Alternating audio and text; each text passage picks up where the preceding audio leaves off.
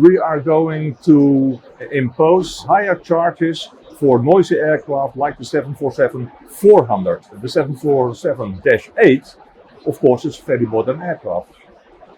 And in the near future, we think that perishables, especially flowers, might become influenced by that policy because a lot of flowers are being transported by the elderly aircraft, like the 747-400.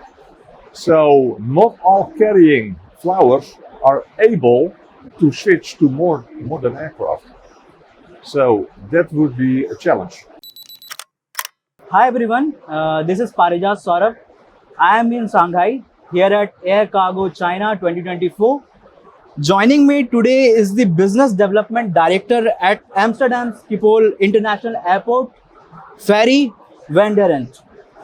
So Ferry, first of all, a very warm welcome here. Thanks for having me. So my first question to you is, Schiphol has a strong reputation in pharma and perishables. Can you elaborate on your strategy to further expand and solidify Schiphol's position as a leading cold chain hub in Europe? Currently, here in Amsterdam, we are facing a very challenging situation.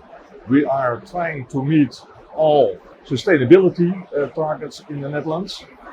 And of course, the cargo strategy is subjected to those requirements. So that means we have a certain restriction on the number of air transport movements in Amsterdam. We have a strict policy regarding noisy aircraft. And as you know, pharmaceuticals are mainly transported in the belly of passenger aircraft. Most of them are quite modern. So we see a lot of opportunities there, but perishables, on the other hand, are mainly being transported in full freighter aircraft. And a lot of full freighters are a little bit older than... I want to add something here, like there is a restriction on bigger aircrafts like 747. Not yet, but we will have some restrictions in the near future. We start, of course, with to use the price instrument, because we would like to be attractive for a modern, silent aircraft. We are going to impose higher charges for noisy aircraft like the 747-400. The 747-8, of course, is a very modern aircraft. And in the near future, we think that perishables, especially flowers, might become influenced by that policy because a lot of flowers are being transported by the elderly aircraft, like the 747-400. So not all carrying flowers are able to switch to more modern aircraft. So that would be a challenge. So how do you think, like, once this restriction will be there on these aircrafts, like 747 freighter, the freighter version, like there are many converted 747-400 passenger version which are into the freighter. So how this will affect your business, particularly for Schiphol Amsterdam? Around 12 airlines currently are using the 747-400 freighter. About half of them are able to switch to more modern freighters, like the A350. Companies like Singapore Airlines and KLM, they ordered A350 freighters, but I think they will be coming into service not earlier than 2026. So those airlines have a challenge how to fill up the gap to 2026. Are you going to switch to other aircraft, which is virtually impossible because Airbus, like Boeing, has some delay in the delivery of the new aircraft? Or can we do something with our policy to reduce the number of freighters which make a lot of noise to a later date? We're not sure yet. Currently we are in the consultation period with the airlines how to cope with it and what the effect is on more stringent measures on their operation. So the other half of the freighter airlines, they are unable to buy new ones, not in the foreseen future. So unfortunately, I think they will lose their business to other carriers, or they will going to divert their operations to other airports like Liège, Maastricht, where elderly freighters are still welcome. Okay. But like how will you collaborate with these airlines, like those who have the existing fleet of 747, or they are primarily operating the 747 aircraft? If they are primarily operating the 747 aircraft, how will you collaborate with them, or how will you talk to them? Like what will be the next step further? Yes, well, we hope that there are a few airlines who are also have the Dash 8 in their fleet, and that they will choose to operate their Dash 8 into Amsterdam instead of the 400s now. That would be a solution. Another way to still continue to operate the 400s for the coming years is simply pay the higher airport charge. There's no other way. I'm going to add another thing also. Like, what was the reason behind this? If you could share, or if you can elaborate, what was the reason behind this restriction, particularly on the 747-400 freighter? It's not especially 747. It's also not specifically targeting freighters. What we have done in Amsterdam, we have classified all types of aircraft.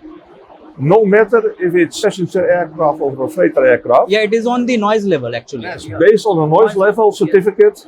Yes, we have 8 classes from 6.1 all the way to S8, Sierra 8. And we would like to limit the number of the most noisiest ones. So that means the 1 and the 2 category aircraft. And that is also the A300, for instance, or all versions of the 737 passenger aircraft. So it's not only about freighters. And we would like to attract more modern aircraft like the Dash 8, 777 freighters, A350 freighters, 737 new generation aircraft, you know. And so what we do is, baseline is neutral. So we will increase the airport charges for the most noisy one. And we will decrease the airport charges for the modern one. So at the end of the day, it will be neutral. So don't you think the most affected business will be the air cargo? I don't think so. It will be a passenger side because they have like A350, 777 flying in the passenger. But I think the cargo will be the most affected business because if you'll impose the restriction on the 747 or the loudest aircraft that are making more noise. That depends which hat you are wearing. If you are looking at just the economics of an airport, the impact, just the economics of the airport, the impact on the passenger side is much higher than for the cargo. If you are looking for the impact to, let's say, the Dutch economy, or even Western European economy, logistics-wise, I totally agree with you. Most impact will be on the cargo side. Do you also think that this step has been taken for a sustainability point of view, or is there any sustainability angle to it, like banning these 747? The issue currently is that we have a government in place who proposed certain restrictions, even from November 2025 on a night ban for the 747-400. But that government will be replaced next week. And the new government, we are not sure yet what their policy is going to be. So maybe that will give new options, new opportunities for those freighter carriers. Are you collaborating with any pharma or perishables companies to develop innovative solutions? Good that you asked that. In the old days, about 10 years ago or so, together with a group of Dutch logistics companies, we started the Pharma Gateway Amsterdam group. And it was based on getting the IATA CIV certification. It gave us a boost in quality, especially for pharmaceuticals, because all companies involved had to invest heavily, not only in facilities, but also in training and new staff and certification to meet the requirements of that IATA CIV. And that helped us to bring us total proposition above standard. Now, all handling companies in Amsterdam are CIV. The majority of the major freight forwarders also. Now, the most important thing that we want to have is to extend the number of parties meeting GDP requirements. Because CIV is from IATA, but GDP is mandatory if you want to transship pharmaceuticals.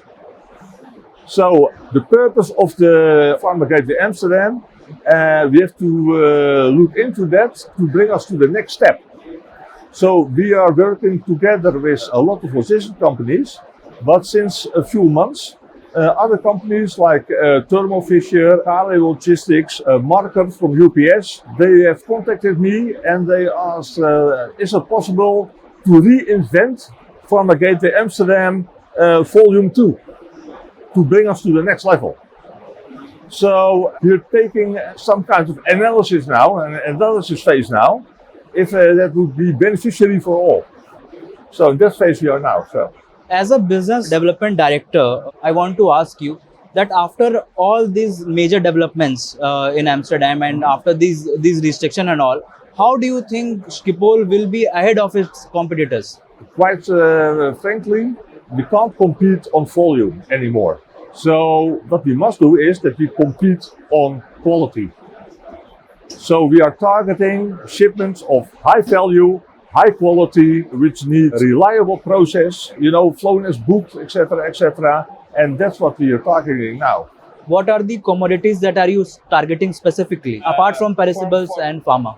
Pharmaceuticals are of course very important, but also the high-end, the tech market, Apple products, machinery, semiconductors. Also very important for us are spare parts. As you know, Rotterdam is one of the major harbors in the world. A lot of ocean companies are present in the Netherlands. There's a lot of ships. So spare parts are very important. And of course, it's a special product as well. Some dangerous goods, which are allowed to be carried on freighter aircraft, of course. What we like to do is to set up and to guarantee a global network of primary destinations. So what we would like to give the shipper a choice of more than one airline, and so at least two, on all important economic regions in the world for several days a week. And then preferably a combination of belly and full freighter. And you must think about destinations like Shanghai, Seoul, Tokyo, but also Singapore, Hong Kong, destinations like that. Because those destinations, they give the shipments coming from those destinations give the most added value to the Dutch economy. This is the world of e-commerce.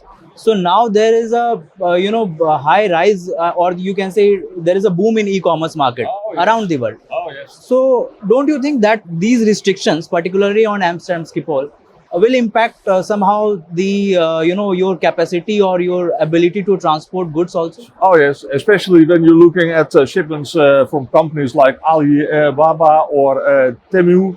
So that means what we call the consumer products, e-commerce. I think the majority of those will be transported to other airports than Amsterdam. Apart from it, are there any other major challenges also for you? Currently, it's looking quite good. We have an organization, the airport organization, who is willing to invest in cargo. So because we are looking at primary products, we are going to invest, and we are already investing, but going to more invest in our proposition to have an IT backbone which is state of the art. Also facilities who are meeting the highest requirements, and to join and to support the Dutch air cargo community in invest also in their facilities and their operations. So it's looking quite good for Amsterdam. It's a healthy future despite the restrictions. Can you outline your future roadmap for around 5 to 10 years? What is your plan for the future?